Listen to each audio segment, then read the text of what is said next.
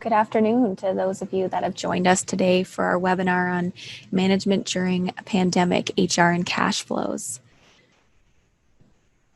My name is Mary and I'll be your moderator today. If you have any questions throughout the webinar, feel free to message in the chat box. To open the chat box, you can click on the chat icon at the bottom of the screen and it will open the chat box. If you have any technical difficulties throughout the session, feel free to message me by clicking on the drop-down and clicking all panelists, or by simply raising your hand and clicking on the raise hand button. We will open the floor to questions at the end of the presentation, but we encourage you to ask questions as we go along. Ask a question by clicking on the Q&A icon and typing your question in the Q&A box. If the presentation screen happens to be too small, you can enlarge it by clicking on the line and dragging it to the right. It will then look like this. Our presenters for today are Dana Gidge and Peter Niemeyer. Without further ado, I will pass it over to them. Good afternoon. Hi, everyone. Thank you, Mary, for the introduction there. Hi, everyone. I think, Dana, you're going to be taking it away. Yep. So we'll start with myself. Just see if I can get access here to this. Perfect. There we go. So this morning, I thought what I'd talk to everyone about was some of the changes that's happened during COVID-19, and certainly in the realm of HR and the world that we're living in right now, there's been some significant changes in the way that we even work with HR and work with what's going on in this new environment. So the first thing I want to talk about is always compliance. When we think about HR, the first thing we usually think about is compliance. Then I want to talk a little bit about the stage 3 reopening and what that looks like for businesses. And lastly, I want to talk about showing your team you care, because even though HR has kind of been the soft skills side of businesses, it's now more important than ever that we show that our team that we really do care, especially during this environment. So those are some of the things we'll touch on today.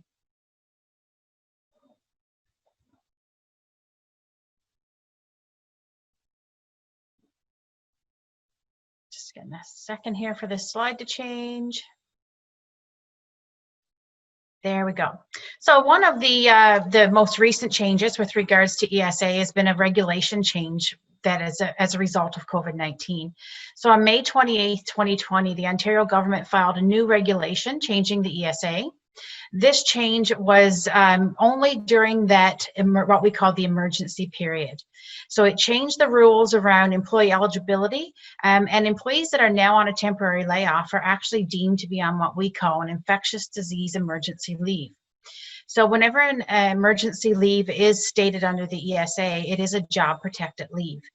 So that's kind of similar to something when you talk about like a maternity leave or a medical leave that employee might be on as well, or even a family responsibility leave. It also affects temporary layoffs, and it also affects constructive dismissals. So this regulation is backdated to March 1st, 2020, and it ends 6 weeks after the declared emergency ends. So if you look up right now on the website, I think the prescribed emergency period is July 24th, with all orders still being in effect until July 29th. So 6 weeks after that would bring us to about September 4th. So typically this regulation and anything that kind of is within this time period would end after September 4th, and we would go back to the regular ESA way of doing temporary layoffs and constructive dismissals and all those other things. It also affects non-unionized employees. Unionized employees are typically under a collective agreement. So it's mainly for non-unionized employees who have stopped working. So not employees that are currently working, but employees that are off work due to a number of different situations due to COVID-19. Or employees that maybe have had a decrease in their work week, so maybe they work 4 days instead of the 5, or they earn lower wages because of COVID-19 and the situation that's going on. And of course, this is since March 1st. And so this is, as the other leaves that I talked about earlier, pregnancy leave, maternity leave, family responsibility leave, any of those leaves, they're all job protected leaves. And so we'll go on and we'll talk a little bit about what that leave means.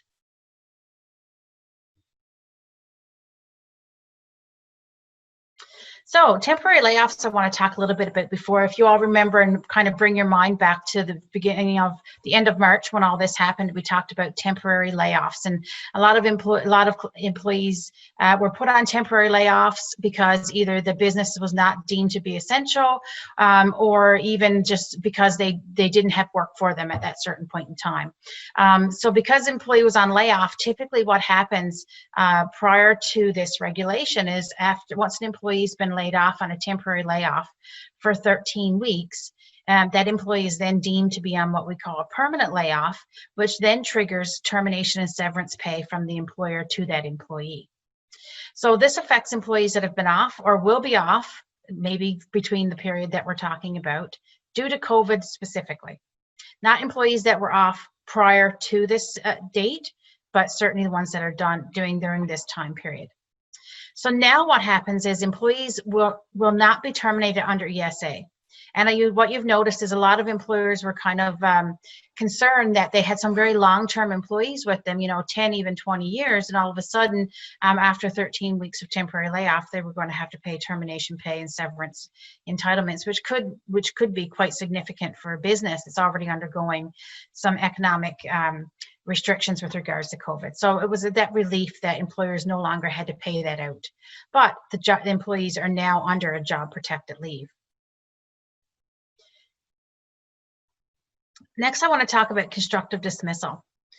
So for constructive dismissal is basically, it's a temporary reduction or elimination of an employee's hours or a reduction in wages that does not constitute a constructive while we're under this leave, it doesn't constitute a constructive dismissal. Before, if you changed any material part of an employment contract, whether that be its wages, hours, anything along those lines, or major components of that job, then the employee could say, I have no other choice, only resign, and then you as an employer owe me termination or severance pay. So what they're saying is during this time period, the emergency period, an employer can decrease an employee's wage, they can decrease the hours, and they can make some changes in the employment arrangement, and it won't be deemed to be constructive dismissal. So it's actually a safeguard for employers so that none of this can actually can hurt them in that way. But also employees have to realize that sometimes cannot do the full extent that they were doing prior to COVID-19. So employees can't bring this claim against an employer unless it was before March 29th, 2020. Employers should seek legal counsel if they are looking at letting an employee go or terminating an employee during this emergency period. The reason they need to do that is because this is a job protected leave, and like everything, if the person is even on a pregnancy or maternity leave, there's repercussions if we let an employee go during the job protected leave. Also during COVID-19, what you'll find is there is this obligation that an employee, when they are terminated or let go from an organization, that they can mitigate their own risk. In the fact that they can go out and they can look for work and they can find reasonable gainful employment similar to what they had before. What you're finding during the emergency period is that the unemployment rate is at an all-time high, and finding that alternative gainful employment is not the same as it was prior to COVID-19. So if you are looking at terminating an employee, I would recommend that you seek legal counsel, and that because there's going to be a bigger possible payout or severance to that employee because we are terminating under a protected leave. So if at all possible, we would try to avoid that. So what I also want to talk about is stage 3 reopening. So we've all gone through stage 1, stage 2. We're almost pros at it at this point, but now we're at stage 3. So certainly there are some big changes with regards to stage 3. As of July 17th, we're now in stage 3 for most of the Guelph and area businesses, and some of the other zones as well in Ontario will be opening very soon. So one of the things that you want to do as an organization is you really want to review your reopening plan. So maybe you've put plans in place to help with the stage 1 and stage 2 of opening, but now you want to have another set of eyes on that plan and review them as necessary. You also want to realize that communication is still key. Whenever change happens, employees get a little bit anxious, employers get anxious, and so you want to make sure that you have that open communication channel there. Also, access on how employees' work may be adjusted. So for example, prior to stage 3 opening, there probably was no clients in the building, less people in the building, more structure around things. As we go to stage 3, we probably now have to look at different considerations than we did before. So for example, at RLB, suddenly now in our stage 3 reopening, we will be allowing some clients into the building if possible, to have some client meetings. So we have to retrain our employees on what they need to do to keep themselves safe in this new phase of reopening. So that's why having the safe operating procedures and what's expected of them is very important. We also want to ensure that health and safety remains the first and foremost and top of our list. As an employer, our obligation is to make sure that we provide that health and safe work environment. But we also got to consider how we're going to do that. Will that mean that we will require masks in certain parts of the organization or in certain meetings or certain things like that? Are we going to have those plexiglass barriers? Are we doing extra cleaning? Are we going to have mapping on the floors? A lot of us already have mapping on the floors, but will that change with more people maybe coming into the organization, coming into the business? So kind of have another bird's eye view at your instructions and see how we can change that and keep it safe for everyone involved. So we also want to review how processes and protocols will change. So for example, I talked earlier in the previous slide about client meetings, or entry to external people, or just even office reintegration. At RLB, we went fully remote when March happened, and then as July came and as our stages started to reopen, we all started to go back to the office. So we are in a, if you want to call it back, an office reopening, where we have a percentage of our people back in the office. It may not be all Monday to Friday full time. It may be only certain days of the week due to physical distancing requirements, but certainly want to review what that might change and look like for stage 3. We also want to look at a cultural shift and make sure that it is truly and honestly okay to stay home from work if you're having symptoms or you're experiencing mental health concerns or any of those other things. Look at what the cultural shift and what you as an organization are kind of telling your employees without even saying the words. So you want to make sure that you provide that good cultural shift where if someone is sick, they don't feel like they need to be reprimanded because they stay at home. They're doing this for the good of everyone. Also stay up to date on best practices. So of course, there's always new news that's coming out on public health, in government publications. I know for ourselves, one of the things that we had is we had a document ban where we would actually quarantine our documents that came in from clients for 24 to 48 hours. And we had a full document quarantine system in place. Since things have been happening and things have been changing, we've noticed that there's more information with maybe this is not as good as we thought it was going to be, and now so we've looked at our document quarantining process a little bit different and made some changes in that process. So certainly as we reopen and certainly into stage 3, we want to look at all the facts and all the information that's out there through public health and government publications. Another thing that's important is when we look at the mental health side of things is designating a safe room where employees can go. And I know this is definitely certainly on the softer side of HR and we look at mental health components, but there's going to be times when employees are dealing with so many different things in their work environment right now. Mental health has to be on the top of our minds as employers. And designating a safe room where they just can go and recharge for 5 or 10 minutes in a safe environment and feel safe to do so makes a big difference to know that your employer supports that, and then you can come back rejuvenated and ready to go back to work. Also, you want to acknowledge that the work and the dedication of the employees and what they're working under right now. There's so many different stressors that are now in our lives that were not in them prior to COVID-19. So we want to not work as normal. Even in stage 3, this does not work as normal. We want to acknowledge that dedication of employees for keeping on and trying to do everything that they can for the company. So we also want to keep employees informed of changes and expectation, whether that be through operating procedures or even verbal communications, memos, could also be little community type talks through Zoom or other ways. Also ask employees what their needs are. Right now, whenever we need to listen to employees, and sometimes HR tends to be the one that's there to kind of be the mediator But now we kind of have to change our roles a little bit to be that listener and see what our employees are really talking to and telling us about. It's very important to do regular employee check-ins, especially if employees are at home working remotely. You want to check in regularly, but also if they're in the office, make sure they're okay with following the distancing. What you're going to find, I think, in the office is you're going to have a big, broad viewpoints for employees. You're going to have employees that feel that maybe you're not taking enough precautions, and you're going to have the other ones that feel that maybe there shouldn't be any precautions. You're going to have a big, wide range of employees and thoughts on how safe the work environment is. So you want to make sure you do check-ins and see what they're really truly comfortable with. Also social supports, especially if people are living alone or they're not able to have that social connection that they had before. You want to make sure that you talk to employees and see what that looks like. And also distinguish between what physical and social distancing is. Physical distancing is a physical thing. Social means you can still talk to your colleagues, you can still talk to your, you can still have that water cooler talk as long as it's around a physical distance and safe area. So certainly you don't want to take away the social part of work just because the physical part can't be as close as normal.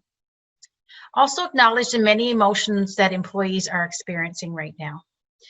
It's important. Emotions are real. They can be debilitating at times. So you want to make sure you acknowledge those. Also promote positive ways to cope through this challenge. So build resistance, share positive coping strategies. What are some things that worked for you? What are some things that worked for other employees in your team? And also share reality that we're all in this together. And I know it's a slogan that's kind of been pushed, on everyone through TV, through ads, through different things. But really, at the end of the day, it's your employees that work with you and share the difficulties and the stressors through the COVID-19 experience that are really going to get us out through the other side of this, and hopefully we come out really, really well. Also want to ensure that employees know how to access mental health supports. If you have EAPs or you have other things, make sure you now more than ever make those things prevalent, whether you put them on lunchroom tables or you hand them out to employees, or you send them out through an intranet, email. Most of the mental health supports out there now are ramping up big time. There's amazing supports out there, and I'll share some at the very end that we found really, really helpful for us as an organization, and some that you can certainly look at for your own organization and pass out to your employees as well. So I want to talk about some of the supports for mental health. So certainly employee and family assistance programs. If you don't have one, they are amazing. They provide amazing support on the mental health side for employees. Some other free supports, usually a EFAP or EAP an employer would have to pay through their benefits plan. However, some free resources that you might want to look at is Beacon. It's a Ontario mental health resource that's out there. There's also Here 24/7 if you feel there is an employee struggling and that needs help that maybe you or I or someone else in the organization is not equipped to help them with. And there's also Homewood Health in Guelph, other different areas that you can look at. Tons and tons of free resources. Some of the free webinars, one that we just shared on our Slack to some of our employees was Managing Mental Health During COVID-19. This is a free 1-hour seminar. It's done through the University of Toronto. So certainly something you could hand out to your employees and get them to sign and get some more information about mental health. One of the things that we've been doing at RLB is coffee chats. And even when we were fully remote, we did these, and we continue to do them via Zoom just because of physical distancing requirements. And this was just coffee chats. So what it was is you get your coffee, you get in front of your Zoom.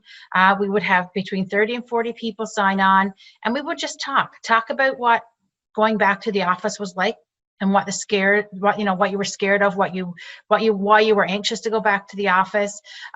We talked about what the mapping on the floors would look like. I know The first day back in the office, going to the bathroom sometimes seemed like a maze because we had a new way to go to the bathroom, new way to exit. So we talked about all those things. We talked about, dancing in the hallway with people because you didn't know whether you should pass a person or not. So having those open and candid coffee chats was really, really important, and it really helped our employee base realize that, first of all, management realizes it's not work as normal, and we want to help you in the transition as much as possible, and that your fears are validated as well. So those are some free, just doing it via Zoom or through Teams, whatever resource that you have is really great. Open time to talk to HR representatives about concerns.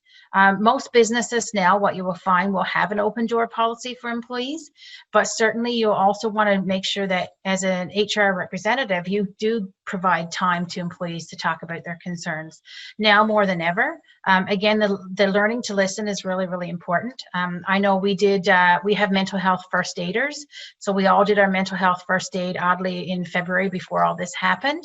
And some of us, we're trained, but some of us are still not equipped to handle some of those really big situations. And even as mental health first aiders, our job is to listen and to provide resources to our employees. We also want to consider remote and flexible work schedules. So even though maybe we're fully back reintegrated into the office, what does it look like for some employees to still be remote or still have flexible work schedules? Because things are, home life is different than it was ever before as well. We also want to encourage time off, so vacation and personal days. If you have vacation, we want to encourage our employees to use them. We don't want them all to wait. Not only will it be a cash flow situation if everyone waited till the end of the year, we also want to look at that having that valuable time off is really important. And people say, well, I can't go anywhere, I can't do anything. Well, there's lots of inventive ways that you can still take vacation and enjoy yourself. And of course, things are still opening up. And I think sometimes for our own mental health, we do need to kind of get out and start experiencing some of that reopening, like going out to maybe an outside restaurant and eating and doing some of those things just to kind of get ourselves used to what that reopening looks like.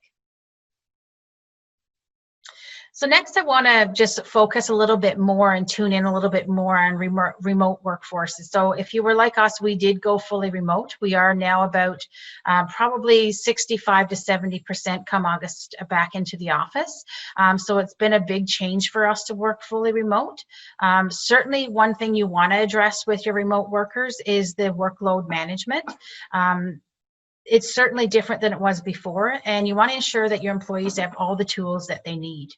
And talk about how long you feel that remote work's going to last, and what that looks like. Is it going to be changes? Will not be changes? Give people adequate notice if your expectation is to bring them back to the office, so that they have time to adjust to that change. Also, you want to look at balance. So encourage them to take time off, have breaks, and go to lunch. I kind of have a funny story about that, and I joke with a lot of our clients. My clients have been so good during all of this, and I have two teenage boys. I have a 13-year-old and a 15-year-old, and if you know anything about teenage boys, is they like to sleep and they like to eat. I remember it was a morning and they were, sleeping in, and they kind of got up and they got cereal and they fed themselves. And then it was I had a client meeting till 12:30. That meeting ran over to 12:40. All of a sudden, my son comes in with this bag of chocolate chips, and he starts dangling them in front of my Zoom screen. And he's like, Mom, he goes, if you don't make me chocolate chip pancakes, he said, I'm going to eat the full bag of chocolate chips. Because for him, he's now starving. It's 12:40. I'm still on Zoom. I'm still doing my client meetings. And I realized, luckily, my client was like, listen, just go. Don't worry. We're done. We've gone over our meeting time. I understand that. And they were so great and gracious about it. But certainly for me, is something that I have to learn working from home, is that I have to take my time. I have to, feed my kids. I have to make sure that they're being taken care of. And sometimes it means taking a longer break than you would normal at work. So normally at work, I'd take maybe a half an hour break, go down, talk to some people in the lunchroom, eat my lunch. Now I'm basically getting up from my desk, going right to my kitchen, making, lunch for me and my two boys. And there's sometimes that I don't even have time to clean up the kitchen before I'm right back into a meeting again. So maybe even strategies such as taking a longer lunch or taking a longer break or walking to the mailbox or going in the backyard with them, just to give yourself a little bit more balance of that remote work time. You also want to look at psychological protection. So ensure that leadership is taking time off and role modeling positive coping strategies. If we're telling employees to take vacation time and to keep those time, self-care for themselves, we want to make sure that as a team, as a management team, and as an organization, you're taking care of yourself as well. Summer's here, take time off. Let them see you taking time off so that they can say, yeah, if the main guy is taking vacation, then I'm sure it's okay for me to take vacation too. So, lead with positive coping strategies from everyone. Also, recognition and reward and engagement. Acknowledge work and efforts employees are putting into adapting to a new way of work. Again, I don't think we'll ever be to the efficiency level that we were prior to COVID until after COVID ends. And certainly we have to acknowledge that employees have had to, in the spur of the moment, change their way of working, and that their efforts that they're putting into this is also being recognized. And the effort that they've had to put into it before, when kids were in school, spouses were out working, now could be a much more difficult effort to put in than it was before. Because maybe your kids are at home. Maybe your spouse is also working from home. Maybe you're both doing Zoom meetings in 2 different rooms in the part of the house at the same time. So that effort that you had to put in before was not the same effort you have to put in during COVID-19. So certainly recognize and reward engagement for your employees. Also, workplace trauma. Ensure you reach out to employees that are off work. There's lots of employees that have had to go off work for medical reasons, for anxiety, for different stress-related illnesses. So look and realize that sometimes workplace trauma or employees that are off just really aren't ready to come back. So we want to make sure that we ensure that we reach out to them as well. So some more support for remote workers and even just workers in general as well is balance and psychological demands. So considerable flexible work, which we talked about. Unlike before, we now have new homeschooling concerns that we had to talk about. Thankfully, it's now summer, but who knows what September is going to give on us all. If you got teenagers, maybe they're self-sufficient. Maybe you got to be constantly on their back to get things done. That all puts psychological demands on your workforce. Lack of daycare. You probably have people either working from home with small kids, or they're actually off on a leave because of a family responsibility leave. You got to look at financial strains. Maybe one part of the family has their work intact, but maybe the spouse has lost their job or has decreased hours, and suddenly that financial strain is now on the family. You also want to look at emotional struggles that the family may be going through. Teenagers that you normally could go out and socialize with friends suddenly are showing signs of emotion and causing you that additional emotional stress as well. So there's lots of different things that you want to look at when you talk about balance and psychological demands. And remember, this is not business as usual. We don't know when business as usual will resume. So we want to keep that in our mind, especially when we're talking about things like performance reviews. It's hard to give a performance review in COVID-19 because there's so many different factors coming at us. So we want to have some type of leeway, but also be able to give a good, honest, and open performance review as well. So acknowledge the importance of sacrifices of your employees, what they're making. Encourage patience and humor for all employees while adjusting to new ways of work. Like I talked about that little chocolate chip example there. But we also do things like we have a Slack channel. So Slack is like an internal messaging system outside of our email. And it's just where we can kind of put even just COVID memes that are funny and just to kind of make us have a little chuckle for the day. So just having that little bit of humor goes a long, long way in the working environment. Also, share the benefits of the current situation with employees and support growth, change management, and resilience. I don't think any of us could ever imagine our life, our working life as from one Zoom meeting to the next Zoom meeting to the next Zoom meeting. And while there comes some what I call Zoom fatigue from that, there's also some really great things about working from home and the way that we've had to adapt to working. I get to have lunch with my kids every day. That's amazing. And, it's that time that I get with also, my commute is so much less. Commuting from the kitchen to the desk is so much less. So look at the bright side of things. Look at the benefits that you're having and the change that's going on and the growth that you're also achieving and the resilience that your employees are actually exhibiting in the workforce right now. And lastly, I want to talk about support for employees that are on leave. So some of you may not have all your workforce back. Some of them may be off on family responsibility leave. They may be off on different leaves. So you want to make sure that you keep those employees informed about new and upcoming changes, so that when they suddenly, if they are called back to the office, all of these things are not suddenly just brand new to them and they feel like they're in a completely, totally different environment. So spread to the, let them know about what's going on, the changes, let them know about the new way of working, the safe operating procedures, and communicate openly and honestly about potential job loss and plans in place to support employees if that happens. Obviously, nobody wants any employees to lose their job. But sometimes we have to make decisions that is for the better good of the organization. And we want to, not be as you want to be forthright with information if you can, to kind of give them some preparation and some planning in place. Also inform employees of any assistance that might be available. My colleague Peter's going to talk a little bit about the CERB and what that looks like, which is the Canadian Emergency Benefit. And we've all kind of heard a lot about that. There's some changes as well going on for July and August in other programs as well. So, but certainly for employees, let them know if they're off on leave for a sick leave, let them know that there is EI sick benefits out there for them. They can apply for it. And that there's also maybe a short-term disability if they're on a sick leave that they can take advantage of if you have that in your benefits plan. Also acknowledge the value of the work that employees have already contributed.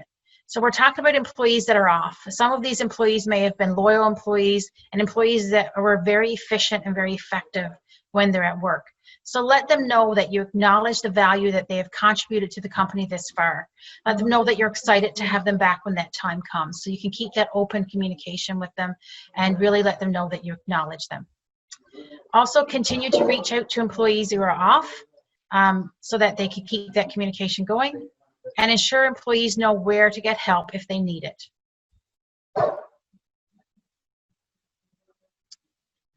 So some of the mental health resources that I wanted to share with you today is the Royal COVID-19 and the Mental Health Center for Addiction. There's lots of these had programs in place, but now they've specifically targeted their programs for COVID-19 resources. Of course, Bell Let's Us Talk, and all those other ones as well. As well, you'll see here some Mental Health Commissions of Canada, Guarding Minds at Work, Think Mental Health, and also the Ottawa Public Health Managing Through COVID-19. Some really great resources. Certainly search these. If you need links, I can certainly let you know these as well. So all something that you need to consider. Again, the switch from human resources to listening, to talking to employees, to having more focus on that mental health component is certainly one of the three major things that I would say managing during COVID-19 brings to the table right now. So we're now going to do a very quick questions session. We've got two questions here. One is for Dana. Are all jobs job protected right now? What if you are having a performance issue? So anybody that's on a leave right now, they are on a job protected leave. So anybody that's currently still working with the employer is still employed.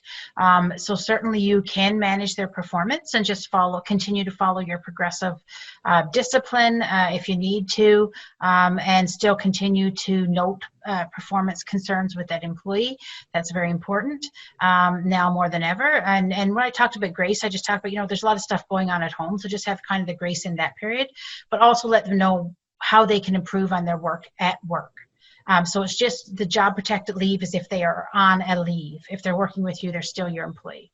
But if you are considering termination or anything like that while they're still working with you, you still should consult a lawyer, because there's going to be more mitigating factors with regards to what that severance might look like. Great, thanks, Dana. And our second question is for Peter. If you took a CEBA loan but business is picked up again and you want to start issuing dividends, do you lose eligibility for the $10,000 forgivable portion? No, you wouldn't lose any eligibility for the forgivable portion. The CEBA loan should just be used for those eligible, business expenses. You wouldn't be able to use the loan proceeds in order to pay the dividend. So just keep that in mind. The funds for the dividend would have to come from other areas of the business. Great, thanks, Peter. So thank you to everyone who joined us today for our second session in our summer webinar series. We have 3 more sessions coming up in August. If you're unable to actually attend online, Just register online and we will be sending you a recording afterwards. If you have any follow-up questions for today that we weren't able to answer, feel free to email marketing@rlb.ca and we will be sure to forward them to Dana and Peter. We will also be sending out a feedback survey. If you wouldn't mind taking 2 minutes to fill it out when we get it to your inboxes, we would really appreciate it, as we're always trying to improve the services we offer. Thanks again and have yourselves a wonderful day.